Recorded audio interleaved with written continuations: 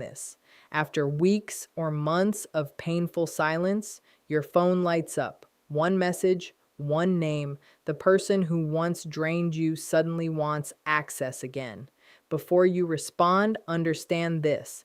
Their message isn't random, and the way you answer can change the entire dynamic forever. The ending of this will surprise you. If you've ever dealt with someone who disappears and returns like it's a game, stay with me, because understanding this moment could save you months or even years of emotional damage. When a narcissist finally reaches out after silence, the first thing you need to understand is this. They are not doing it because they suddenly realized your value, felt genuine remorse, or experienced emotional clarity. Narcissists break silence only when they need supply. Supply can be attention, validation, control, emotional reaction, admiration, or even the comfort of knowing you're still available for them. Their silence was never meant to give you space, and their return isn't a sign of change. It's driven by a need inside them, not care for you. Narcissists operate through cycles, and silence is part of their pattern. When something or someone else isn't giving them what they want, or when their life becomes dull, they look backward to the people they once drained, testing to see who still responds. This is why their message often feels sudden, oddly timed, or strangely out of place. It appears when you're finally healing or when your focus shifts away from them. They sense that shift like radar. Narcissists don't reach out because they miss you. They reach out because they miss what you once gave them without question. What you must realize is that their return is transactional. They are checking to see if they can still get emotional energy from you. If you answer warmly, they get supply.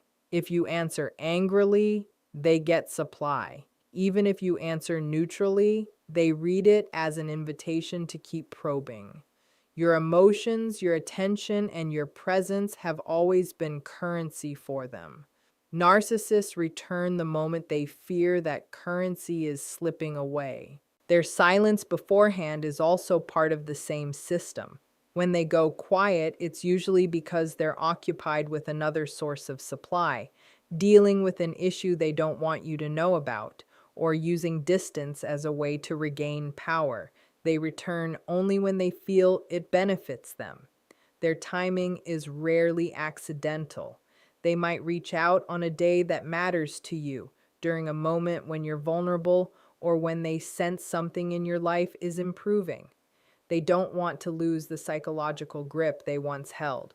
So when they break silence, it's a move based entirely on their needs, not you well-being. When a narcissist reaches out after silence, their message is almost never spontaneous. It is calculated, deliberate, and crafted to trigger a specific reaction in you. Their communication, whether it appears warm, apologetic, casual, or urgently emotional, is a strategy.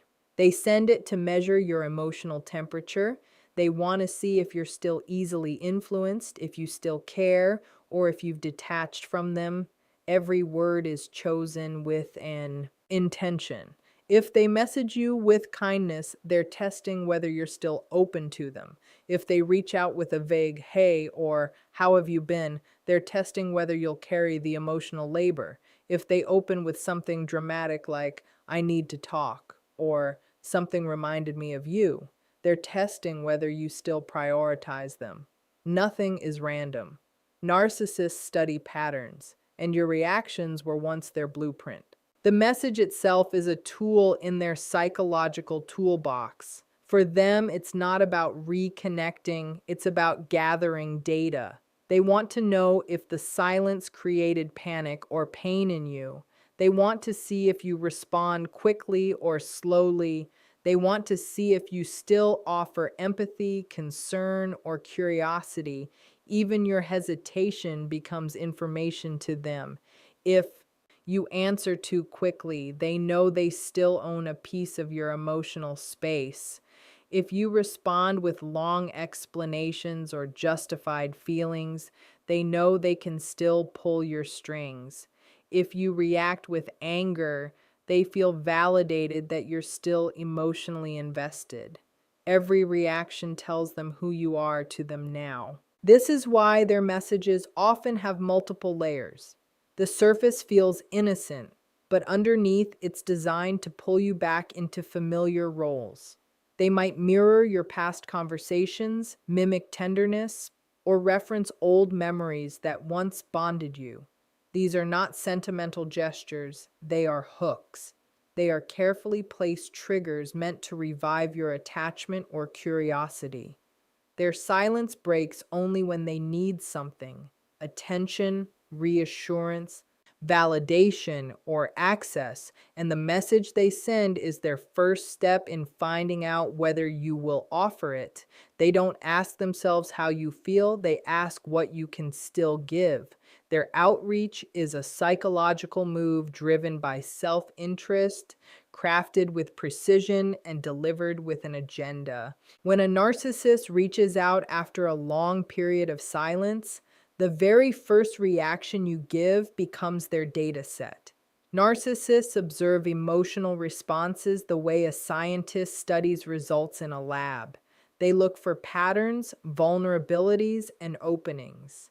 Your first reply, whether it's one word, a paragraph, a delay, or total silence, tells them everything they need to know about how much influence they still have over you.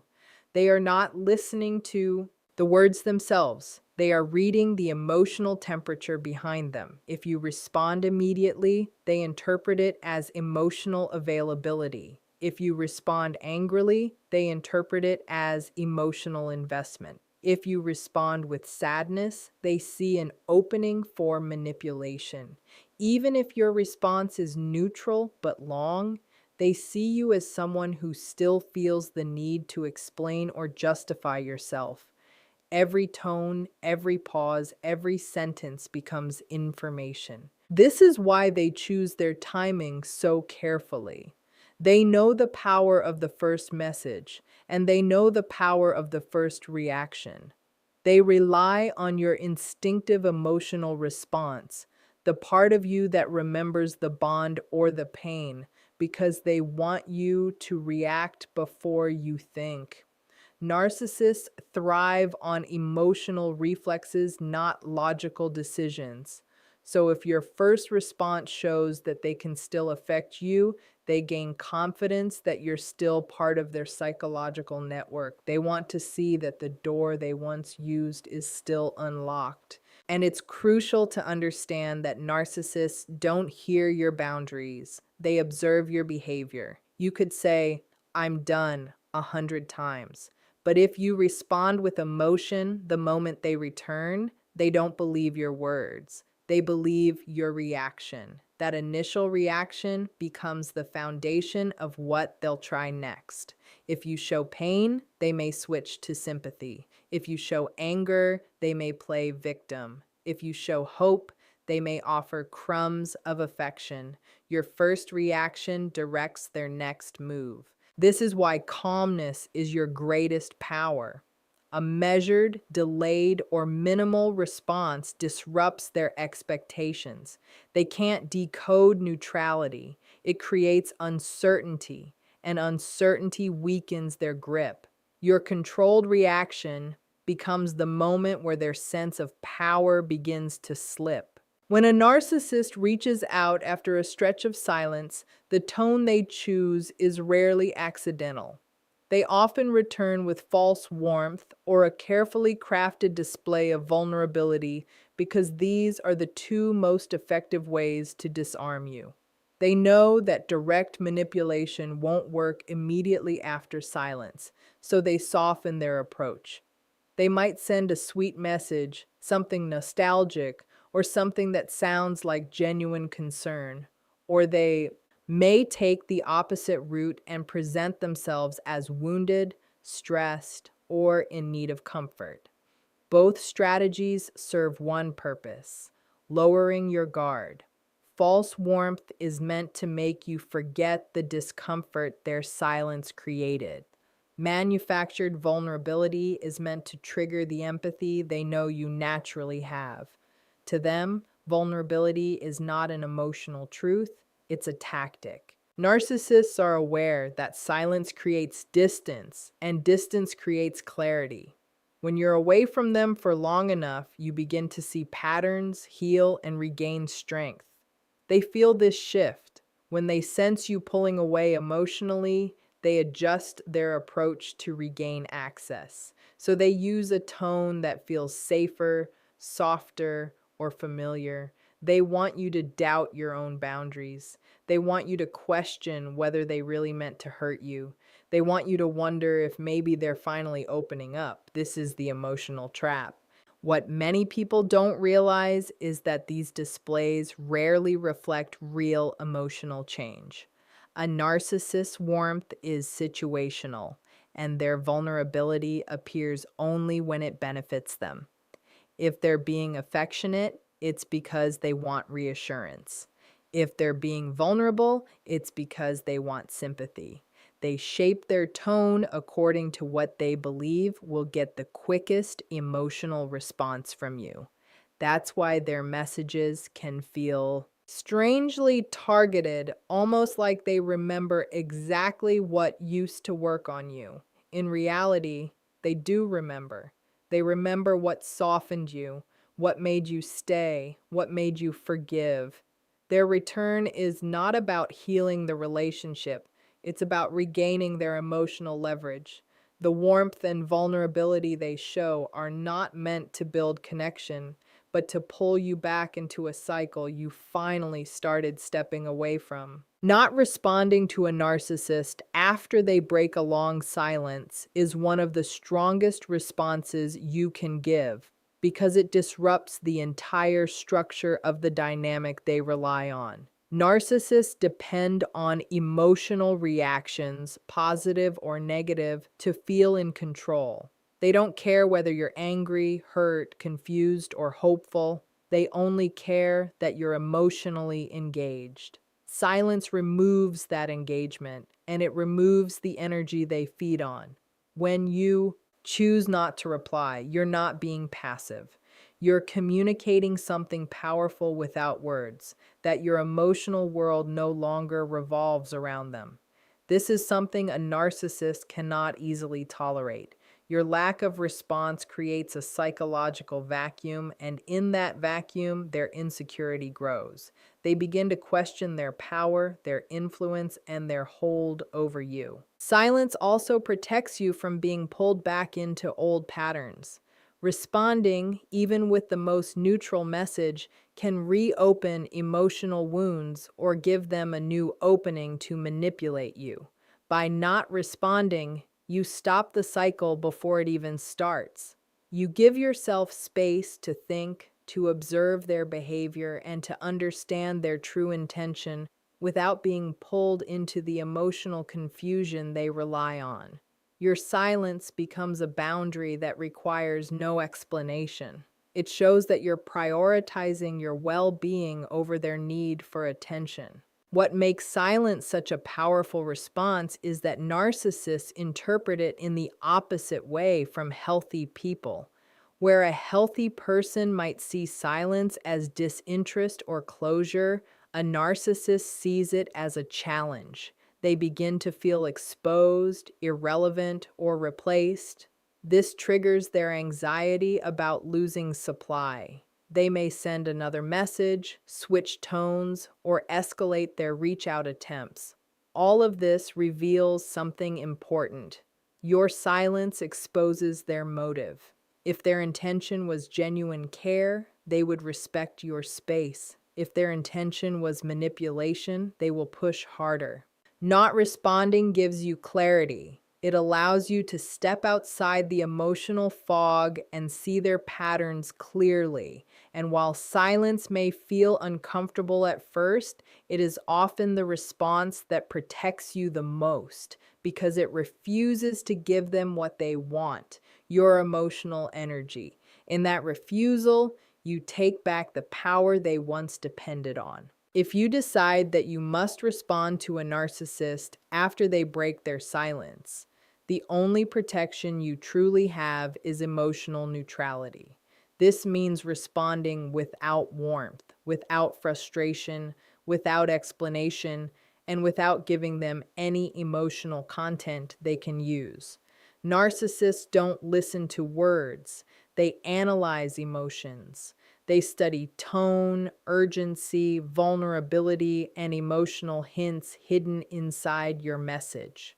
When you respond neutrally, you give them nothing to work with. You don't feed their ego, you don't validate their stories, and you don't provide the emotional charge they rely on to pull you back into the cycle. Neutrality prevents them from extracting supply, and this immediately shifts the power dynamic. Emotional neutrality isn't coldness, it's clarity. It's the ability to remain grounded while they attempt to test your boundaries. It's replying in a way that doesn't reveal whether you're still attached, still hurt, or still hoping. This is what confuses them. Narcissists are comfortable when someone reacts strongly because strong reactions are predictable. Neutrality is unpredictable to them. They don't know how to read someone who isn't responding from emotion, and that uncertainty weakens their sense of control. Neutrality also sets a psychological boundary without you having to explain or justify anything. Narcissists thrive on pulling you into long discussions where they twist your words, redirect blame, or lure you back into emotional chaos. A neutral response shuts down the opportunity for emotional games. It shortens communication and keeps you in control of the pace and tone of the conversation. It also protects you from being dragged into guilt, pity, or nostalgia. When you respond in a grounded and detached manner, you communicate that the emotional version of you they once fed on is no longer accessible. They realize that their old tactics, flattery, threats, guilt, or charm, no longer land the way they used to. And this forces them to confront the truth they fear most. You're not the same person they left behind. You're not reacting. You're not falling into the script. You're not giving them supply. This loss of emotional access often causes them to retreat or switch strategies. But either way, your neutrality creates a protective barrier that their manipulation can't pass through. When a narcissist comes back after silence, their return is almost never about reconciliation. It is a setup designed to reestablish control.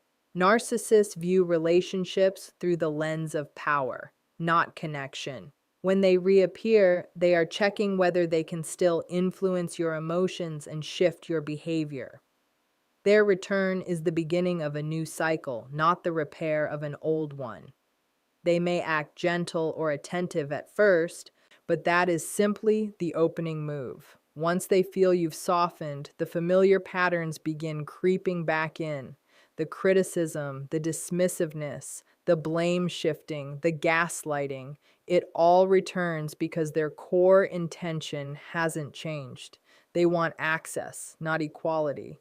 They want compliance, not communication. When you respond, even lightly, they begin testing boundaries.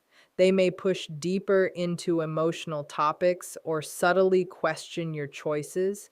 They may pretend to be reflective, but it's temporary. They're assessing your weaknesses, trying to see what they can use. If they sense loneliness or confusion in your voice, they will lean into it. If they sense hope, they will feed it. If they sense guilt, they will exploit it. Their return is a calculated move, and the goal is always control. They want to restore the dynamic where your emotions orbit around theirs. They want to be the center again. What makes this phase dangerous is that it can feel like a fresh start, but it's actually a setup for more emotional disruption. Narcissists often return with the exact personality you fell for in the beginning. They act caring, attentive, or emotionally open. This is the hook. They use this early kindness to pull you back into the cycle, so the later withdrawal and manipulation hit harder. The pattern is predictable, but the emotional impact is strong because it plays on your memory of who you hoped they were. Their goal is not reconciliation, it is re-control. Once they feel they have regained emotional influence over you, the warmth fades. They shift into criticism, demands, or emotional distance. The cycle restarts. And this is why their return should never be mistaken for genuine change, because the intention behind it is rooted in power, not connection. The most powerful truth when a narcissist reaches out after silence is that your growth, not your reply, determines the outcome. Narcissists are drawn to old dynamics, to emotional reflexes they once controlled. They return expecting that the patterns that once worked on you will still function, that your boundaries are still porous, and that your emotions are still readily available for them to manipulate. What they do not anticipate, and what often shocks them, is a version of you that has healed, strengthened, and developed clear boundaries.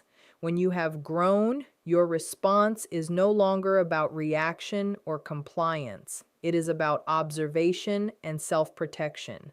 This shift changes the entire power dynamic. They can no longer predict your behavior because the person they once influenced is no longer present in the same way. Your emotional independence becomes a force they cannot easily counteract. Growth is visible to a narcissist in subtle ways. It shows in your calmness, your measured responses, or even your choice not to respond at all. They notice the absence of fear, longing, or guilt that they once triggered effortlessly. They notice that their attempts to manipulate, charm, or provoke no longer produce the intended effect. This is unsettling for them because their power is based on predictability, on knowing how you will react. When you step out of that predictable pattern, they lose their control and their usual strategies fail. Your growth transforms what they expect from a return into something they cannot navigate. Importantly, this growth-centered approach is about more than simply avoiding manipulation. It is about reclaiming your energy, restoring your emotional autonomy, and refusing to allow someone else to define your emotional landscape. By maintaining this stance, you remove the incentive for them to linger. They may attempt to engage, but their engagement becomes increasingly ineffective. The more you demonstrate that your life and emotions are intact without their input, the more their presence diminishes. Ultimately,